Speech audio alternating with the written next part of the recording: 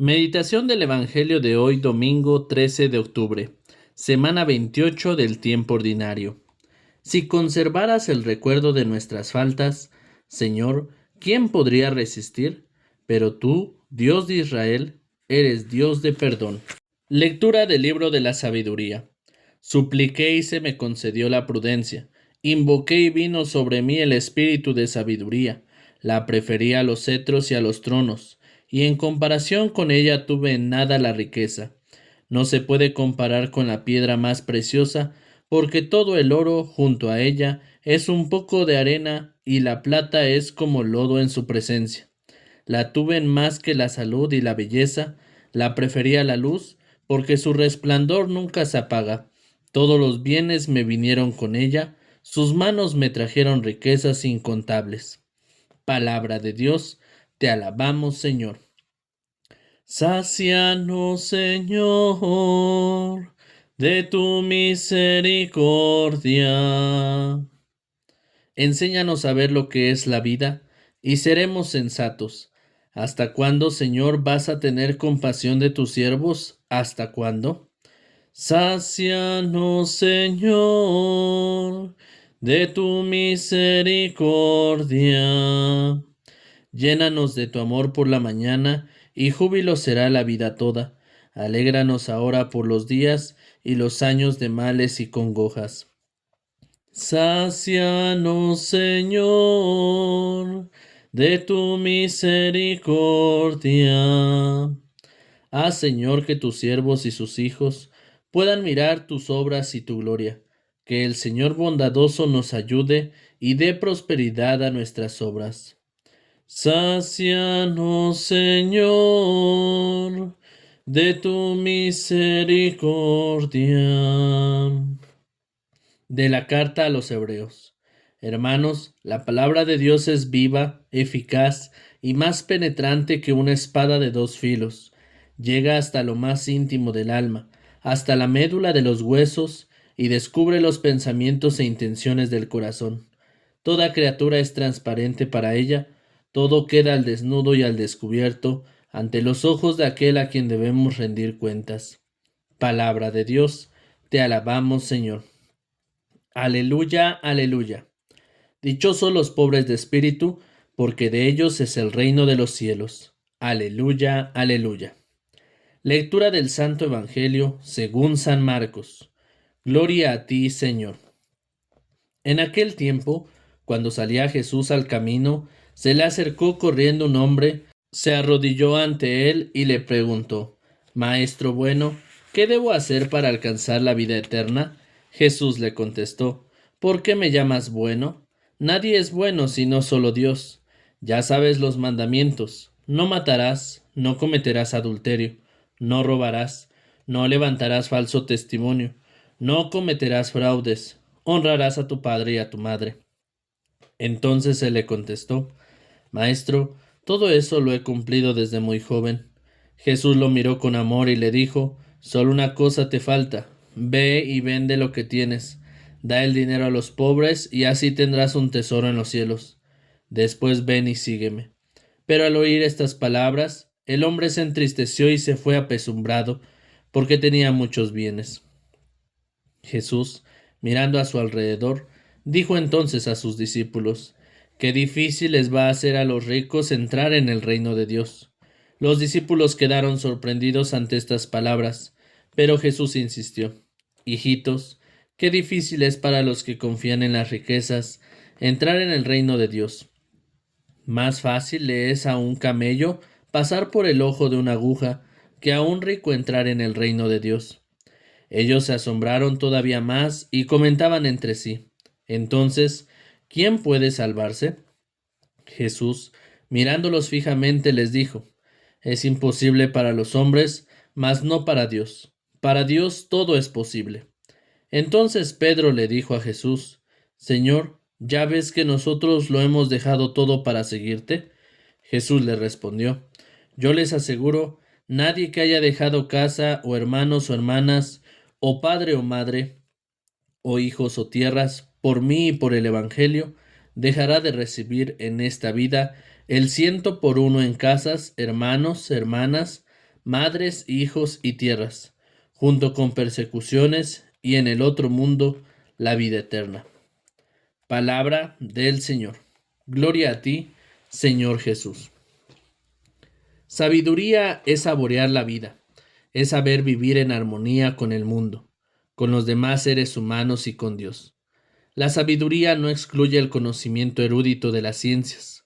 Por el contrario, lo utiliza como un recurso importante. Pero ser sabio no equivale a ser un científico o a tener un acumulado conocimiento racional. La sabiduría es más un conocimiento de la vida, de Dios y de todo lo necesario para vivir bien y ser feliz. Sabiduría y felicidad van de la mano. Aquí la experiencia de todo ser humano es valiosa. Si tratamos de vivir bien, al final todos podremos decir algo sobre la vida y sobre cómo vivir mejor como seres humanos. Las escuelas literarias y los maestros de Israel recogieron la sabiduría popular, refranes, dichos, opúsculos, proverbios, canciones máximas, aforismos, etc., y la consignaron en distintos textos. En la literatura sapiencial judía tenemos libros tales como los Proverbios, Eclesiastés, Salmos, Sabiduría, etc. Se buscaba que los miembros del pueblo lo estudiaran, aprendieran y vivieran en una armonía necesaria que les permitiera ser felices en su entorno vital. El punto de referencia para las reflexiones sapienciales era el Pentateuco, Torá o ley de Dios, o sea, los libros del Génesis, Éxodo, Levítico, Números y Deuteronomio. Según los rabinos, ahí estaba la clave para vivir bien y ser feliz. Si alguien quería ser sabio, debía estudiar la Torá, no tanto para aprenderla de memoria, sino para ponerla en práctica. No tanto para acumular conocimiento y ser reconocido por el pueblo como una persona erudita, sino para que la palabra penetrara en la mente y el corazón y transformara la vida, pues como dice la carta a los Hebreos, la palabra es viva y eficaz, más incisiva que espada de dos filos. Se trataba de adquirir, iluminados por la Torá, el punto máximo de madurez humana para conocerse a sí mismo como criatura y a Dios como creador, para aceptar la humanidad propia y la de los demás seres humanos. Desde esta perspectiva, queridos hermanos, la sabiduría es lo máximo a lo que un ser humano puede aspirar. De nada vale todo el conocimiento científico que tengamos, todas las riquezas del mundo, la fama, el poder, la salud, la belleza, si no se sabe vivir en armonía con Dios, con los demás seres humanos y con el mundo, si no se aprende a amar, a disfrutar y a ser felices. En aquella época era normal acudir a los maestros para recibir claves de vida. El Evangelio nos presenta a un hombre que salió a encontrarse con el maestro del camino, con el fin de pedirle una clave para alcanzar la vida eterna. Desde la propuesta evangélica, tanto la vida eterna como el reino de Dios no son exclusivamente promesas para la otra vida después de la muerte, sino que son potencias para convertirlas en acto, utopías para hacerlas realidad aquí y ahora, con una proyección trascendental. Es decir, que tenemos la posibilidad de vivir la vida eterna y el reino de Dios desde ahora. ¿Cómo poseer la vida eterna? Fue la pregunta del hombre que le hizo a Jesús. Lo primero que hizo Jesús fue remitirlo a la bondad de Dios, pues nuestra bondad es solo participación de la bondad de Dios. Ningún ser humano es pura bondad. Luego lo remitió a los mandamientos, cosa que hubiera hecho cualquier maestro judío, y le recordó de manera especial a aquellos que están más relacionados con el prójimo. No matar, no robar, no cometer adulterio, no acusar en falso, honrar padre y madre, es decir, no ser injusto. Desde Jesús, el primer paso para encontrar a Dios es encontrar al hermano y establecer progresivamente una relación de fraternidad. Pues como dijo Mario Oliveira, solamente cuando esta relación de fraternidad es efectiva es cuando Dios es honrado y venerado, y la fe cristiana se convierte en un acontecimiento verdadero. Se suponía que la clave para una vida eterna, sabia y feliz era la Torá, pero este hombre del Evangelio, aunque la cumplía a cabalidad desde muy joven, no estaba contento, no se sentía pleno. Tenía una sed humana más fuerte de crecer, de ser más, de buscar algo más en la vida. Todo esto lo he cumplido desde muy joven, le respondió. Los evangelios resaltan en varias oportunidades las miradas de Jesús, con diferentes matices, con rabia, con amor, con dolor o simplemente mira y el lector debe descubrir el sentido de la mirada. Dice el texto que Jesús fijó su mirada en él, lo amó y le propuso algo más. Él más que nadie sabía que no bastaba con cumplir los mandamientos. Él más que nadie sabía que los mandamientos son unos mínimos para cualquier ser humano, inclusive para los no creyentes. Como realmente este hombre quería algo más, Jesús le propuso unirse al reino que él construía, a ser parte de la causa por la cual él vivía y moriría más tarde. Solo te hace falta una cosa. Vete a vender todo lo que tienes y dale el dinero a los pobres. Así tendrás un tesoro en el cielo. Luego ven y sígueme. Esto le dijo Jesús. Pero como dice el popular poema español, poderoso caballero es don dinero. Al oír esto, el hombre puso mala cara y se fue triste porque tenía muchas posesiones. Jesús no le propuso un rito ni tomar alguna pócima que le permitiera poseer la vida eterna. No hubo ningún ábrete sésamo para encontrar los tesoros del reino. Hubo una propuesta que implicaba toda la vida, pero no fue aceptada. El dinero compartido pudo ser un instrumento para adquirir un tesoro en el cielo, pero en este caso no fue así. En este caso el hombre optó por el dinero. Pudo más su apego a las riquezas que la propuesta de Jesús. El hombre, desde su posición privilegiada, tuvo una sed de perfección y unos arrebatos de santidad. Suele ocurrir algunas veces cuando leemos historias de santos, cuando participamos de un retiro o de una jornada intensa de oración, de una Semana Santa o cuando salimos con la ayuda de Dios de alguna dificultad. Deseos que muchas veces, como la semilla que cayó entre abrojos, nacen con muchas ganas, pero las promesas engañosas de la riqueza y las demás pasiones juntas terminan ahogándolos.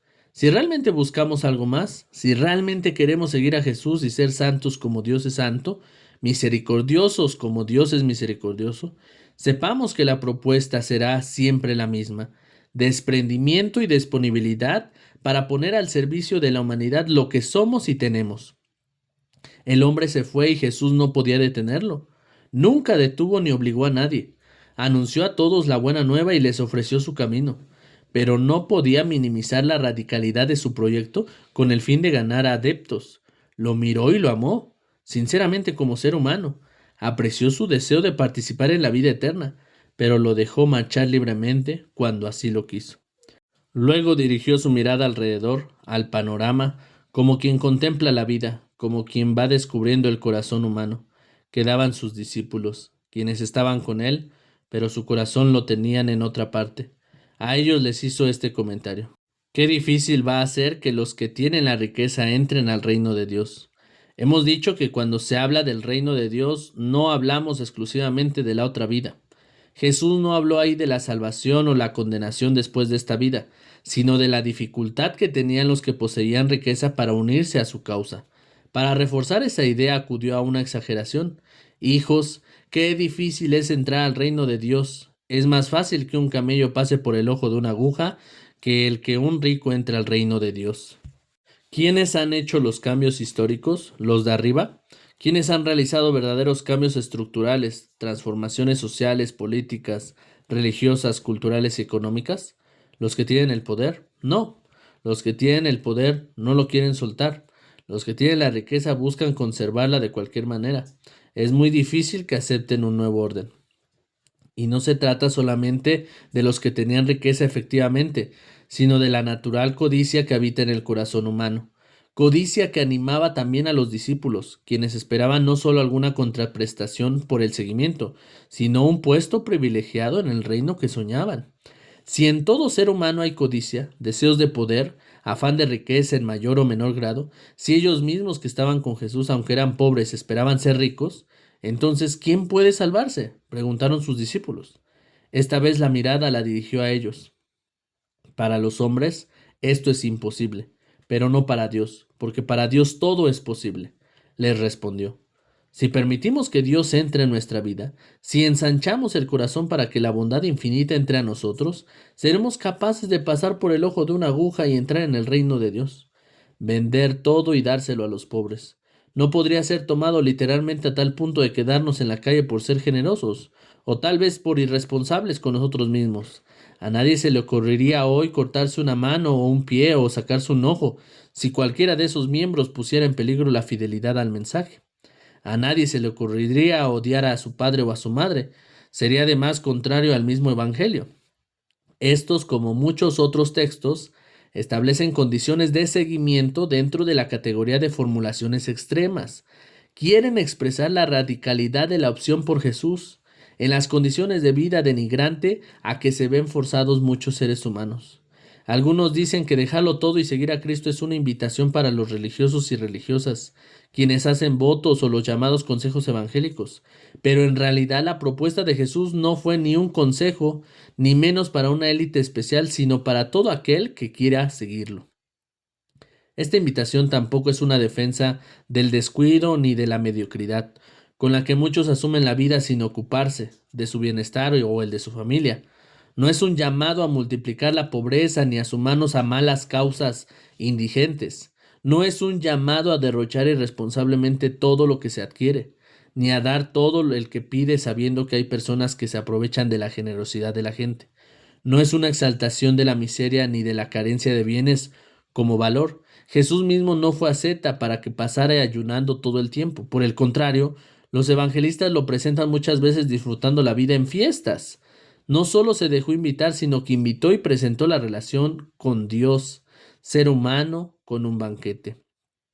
Esta es una invitación, queridos hermanos, a optar por una forma de vida que no esté dominada por el dinero, sino conducida por el amor de Dios, a que nunca nos consideremos propietarios exclusivos de nada y a que pongamos a disposición de los demás lo que somos y tenemos, especialmente a favor de aquellos a quienes nuestra sociedad les niega los derechos fundamentales, los pobres, los más necesitados de la generosidad humana. Dios nuestro, te pedimos que así como nos nutres con el sagrado alimento del cuerpo y de la sangre de tu Hijo, nos hagas participar de tu naturaleza divina. Por Jesucristo nuestro Señor. Amén. El Señor nos bendiga, nos guarde de todo mal y nos lleve a la vida eterna. Amén.